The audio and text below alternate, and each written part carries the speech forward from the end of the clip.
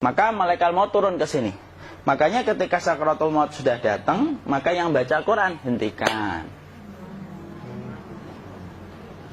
Kenapa? Oh, memang gitu ya.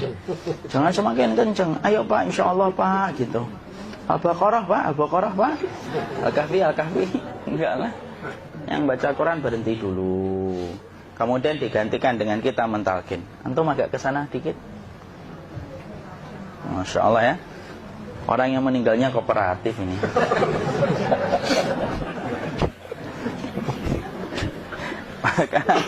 maka agak ke sini ya. Maka disunahkan kita untuk mentalkinnya. Nanti ketika mentalkin jangan terlalu sering, jangan terlalu membebani. Jangan terlalu sering itu la ilaha illallah, la ilaha illallah. Enggak gitulah.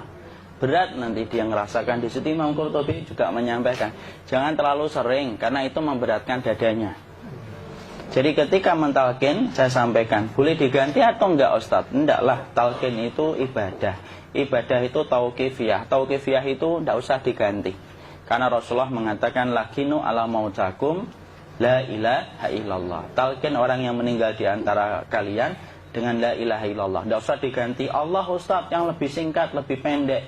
Enggak usah. Subhanallah Ustadz, enggak usah. Kenapa? Karena talqin sudah ditetapkan ucapannya oleh Nabi, begitulah kita mencontohnya.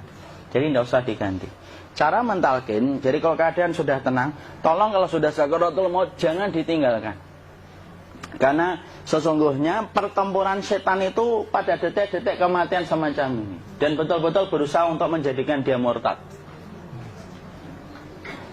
Nanti makanya di situ di buku nanti dibahas kan, pertempuran setan itu sampai detik-detik orang mau mati itu sudah ayo kufur, murtad aja tuh, kamu sakit kan? Nah, itu kayak gitu.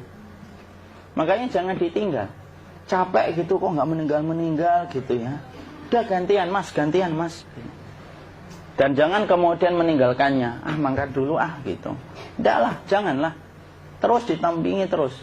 Kalau bisa ya sudahlah, berikan waktunya kita untuk sementara waktu itu betul-betul berkhidmah kepada orang yang kita cintai terakhir kalinya. Cara kita kemudian mentalkin adalah, yaitu adalah di sebelah kanannya la ilaha illallah. Biarkan dia mencerna dulu, nggak usah buru-buru kemudian kita langsung nimpali lagi. Dia mencerna dulu sembari kita doakan, peluk, ya Allah dimudahkan gitu. Kalau ada orang yang bisa ngucapin la ilaha illallah, itu siapa yang memberikan itu Ustaz? Yang memberikan kekuatan Allah Pak. Karena ngomong aduh aja sudah tidak mampu. Makanya Allah berfirman dalam surat Ibrahim, yusabbitullahu alladhina amanu bil qawli tsabit fil hayatid dunya wa fil akhirah. Allah teguhkan perkataan orang yang beriman dalam kehidupan dunia dan akhirat. Dunia itu ya ketika menjelang kematiannya. Makanya dia bisa ngomong la ilaha illallah. Sebenarnya ngomong aduh aja udah gak mampu. Kalau bisa ngomong, dia mesti ngomong aduhnya dulu. Tapi Allah yang menggerakkan. Ngomong la ilaha illallah. Makanya makana akhiru kalamihi la ilaha illallah dakhalal jannah. Barang siapa akhir kalamnya itu adalah la ilaha illallah, pasti masuk surga. Makanya kita lagi la ilaha illallah. Dah. Cara dulu. Enggak usah minta diburu-buru ya. Enggak usah gini. Ayo la ilaha illallah. Ayo.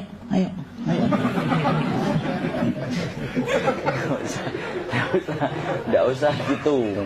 Ya, biarkan dia pelan-pelan gitu. Ayo tapak, ya Allah capek saya Pak. Enggak usah gitu. Dia ucapkan la ilaha illallah. Kemudian dia mencerna. Lalu kalau dia sudah mengatakan, untuk mengatakan la ilaha illallah. Nah, kalau sudah mengatakan la ilaha illallah, berarti sudah.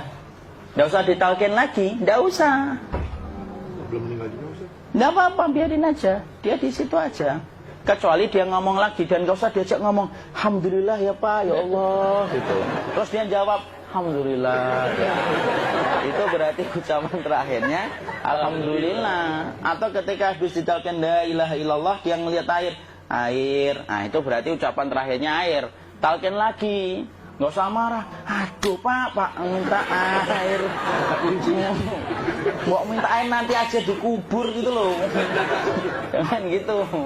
Biarin aja. Jangan kemudian setelah la ilaha illallah La ilaha illallah. Terus, ayo tutup, awas ya ngomong lagi ya. Nggak usah gitu juga.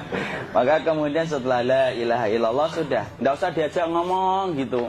Terus kemudian nggak usah ada anaknya perempuan, ya Allah Pak, sudah bisa ngomong la ilaha illallah, usah gitu. Cukup dalam hati alhamdulillah gitu. Diam kita dengerin gitu. Disitulah nanti biasanya tadi detik dia terakhir. Dia nanti ngeliat di sini Pak, prosesnya itu. Nanti kaki langsung sebagian jempol dingin dia. Kaki, telapak kakinya langsung kalau kita geningkan dingin kayak kaki yang kena AC langsung. Kemudian dia langsung ningkup gini, dikit dia, mulai kaku dia. Atau kalau enggak, gini dia. Langsung kayak jatuh, kayak kepala nanti yang paling terakhir. Kepala itu pasti ada gerakannya Pak. Ini meninggal itu. Pasti gitu. Pasti gitu. Karena apa? Sudah tidak ada beban ruh yang menahannya. Ya, cabut ya, set pelan, maka kemudian malaikat itu. Tapi tetap sakit lah, walaupun dikatakan ringan, tetap sakit. Maka kemudian sakit gitu, set ngelewatin sini, jantung kemudian sudah tidak berfungsi, kemudian ginjal Pak, ngelewatin ginjal tidak berfungsi. Bapak bayangkan kan, kalau yang pernah sakit batu ginjal Pak, sepakat nggak kalau kita batu ginjal itu sakitnya luar biasa Pak? Itu baru titik batu kecil di ginjal. Kita bisa bayangkan tiba-tiba ginjal tidak berfungsi. Sakitnya kayak apa Pak? Tiba-tiba ginjal nggak berfungsi, pankreas naik, kemudian tek jantung. Jantung ini dia masih hidup dia, di sininya masih hidup walaupun jantungnya sudah berhenti. Naik. Kemudian mata, dia ngelewatin mata. Organ tubuh yang paling setia sama ruh itu mata. Maka kemudian mata dia ngelihat dia, set. Ngelihat set keluarnya, set naik dia. Ya dilihat ini sama dia. Makanya Rasulullah mengatakan innar ruha idza qubida tabi'ahul basar. Ruh itu kalau dicabut, mata itu ngikutin kemana perjalanan ruh itu. Makanya ada yang meninggalnya gini. Ya itu bukan tanda su'ul khatimah. Itu tanda fitrahnya mata ngikutin ruh. Atau kemudian bukanya sedikit. Ada yang kayak senyum Pak. Ada yang biasanya keringetan. Nah, itu tanda husnul khatimah. Ada yang senyum. Jadi sakitnya setelah selesai itu plong gitu loh. Makanya kemudian ada yang tersenyum. Maka itu tanda. Kalau kita ngelihat orang yang membuka mata kayak gini, tidak usah takut. Cepat-cepat kemudian kita nanti tutup. Biasanya kalau terlalu lama, itulah yang menjadikan ini tidak bisa ditutup. Makanya harus pakai kapas akhirnya. Karena apa?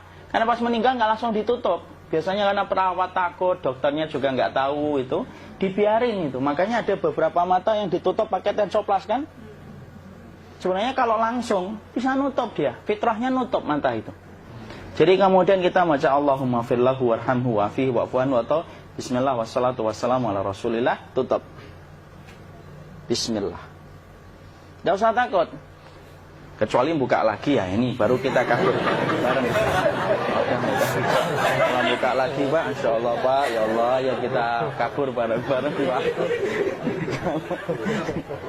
Diusap Pak, diusap ini.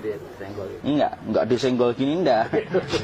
Begini kan, sudah meninggal dunia. Tangan boleh begini, boleh diluruskan, tidak ada ketentuannya. Boleh gini, boleh kemudian lurus. Tidak usah disalahin kalau ada yang lurus. Lu itu tangannya gimana sih? Posisikan kayak sholat. Tidak ada perintah kayak gitu. Jadi kemudian dikondisikan saja. Terus maka kemudian dipijit-pijit, akiknya dikeluarin. Kemudian jamnya dilepas, gigi palsunya dilepas kalau ada. Ya. Kemudian apa setelah itu? Coba buku.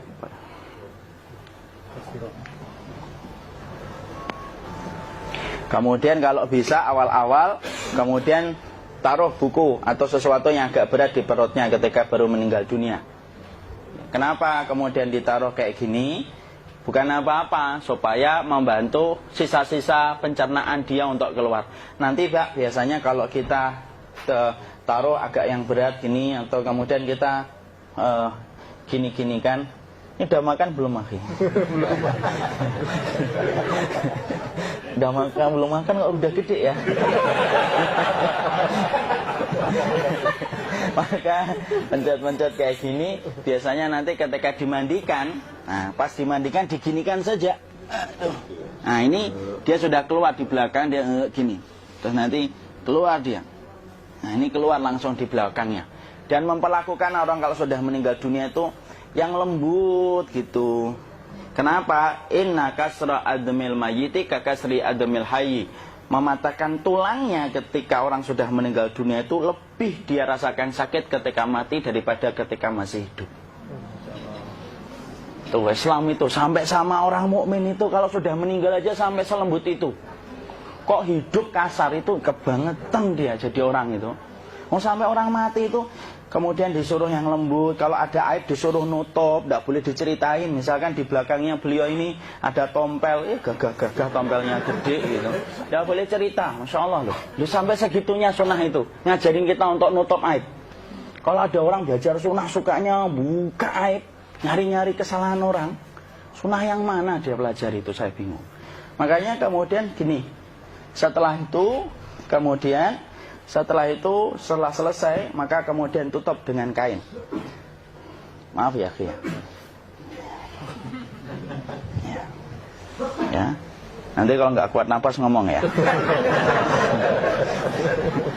Maka ditutup kayak gini, ditempatkan kemudian jangan di tanah tapi di atas dipan. Karena apa? Syekh Abu Malik Kamal Said Salim dalam Sahih Fikih Sunnah menyampaikan supaya tidak cepat busuk. Dia taruh di atas. Kemudian ditutup pakai kain apa saja, ya, sembari nanti kita mempersiapkan tempat mandinya, tempat kafannya dan yang lain sebagainya. Maka kemudian kalau ada yang datang boleh dibuka. Kemudian kita mencium ininya apa? Kemudian keningnya. Kemudian kita berdoa, nutup lagi kayak Rasulullah ditutup. Kemudian yang datang terakhir itu salah satunya Abu Bakar. Dibuka kemudian beliau, ya Allah ya Rasulullah, engkau adalah orang yang percaya hidup dan matimu, dan tidak mungkin Allah itu mematikan engkau 2 kali ya Rasulullah. Maka kemudian ditutup kembali. Saat itu para sahabat dalam keadaan mendung semuanya. Maka disitulah kita lakukan kayak gini, ditutup gini Ustaz ya. Kasihan tidak bisa nafas, insya Allah tidak butuh nafas lagi. Jadi kemudian kita semacam ini kita persiapkan apa yang bisa kita lakukan. Nah itulah proses kematian dari sakit, sakaratul maut sampai kematian.